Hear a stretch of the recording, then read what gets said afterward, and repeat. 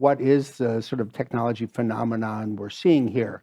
It really starts with the fact that with new tools and products that use generative AI, including from a company like ours, somebody can create a very realistic video, audio, or image.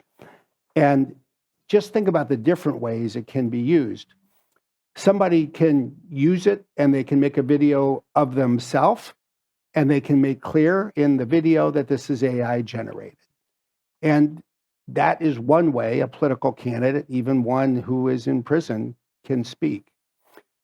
Or when you saw that, were you shocked? No, I wasn't, because it's clear that that's where it's going. Yeah. And I think the question that people should ask once they separate themselves from just the state of the technology is, what is appropriate and what is not? If I want to create a video of myself and I make clear to everyone that this is AI and this is me who has created it, that's one thing. If I create a video of Ian Bremmer saying something that I agree with, but knowing he does not, if I put my words in his mouth, if I put that out in a way that deceives the public as to who is speaking, I think that's also important, but very different. And then let's look at what we're seeing around the world. The voters in New Hampshire before the New Hampshire primary got phone calls. And when they answered the phone, there was the voice of Joe Biden, AI created, telling people not to vote. He did not authorize that. He did not believe in it.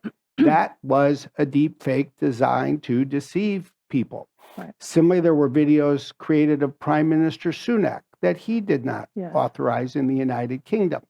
So what we fundamentally need to start with is help people understand the state of what technology can do, and then start to define what's appropriate, what is inappropriate, and how do we manage that difference? And we're going to go into that in more detail later on in the program. But that phone call, that was stunning. I mean, this is happening. You don't have to wait years. I mean, this is happening now. And are people ready for that? I wonder. You know, is even the public aware that this is happening, that this could happen, and do they have the tools to respond? I think that's also a big question. It's a hugely important question, because arguably the defense of the public is best served when the public itself is prepared, it's educated, and it knows what to look for. Now, if you want to look for hope, look at the recent election in Taiwan. There were a number of deep fakes, but it appears that none of them had any impact on the public, because the public was prepared, because the government had spoken out, it had illustrated how deep fakes could be created and used. And therefore, as people like to say, the public and the country was inoculated against this risk. When you go back to where Ian began, say this election in the United States, or you go to the European parliamentary elections that are upcoming, I think the landscape's much more varied. There are some places where people are more likely to be prepared, they're media savvy. The United States, we're not yet there. We're not yet at the election, so we have time. But that's got to be a critical part of what needs to be done.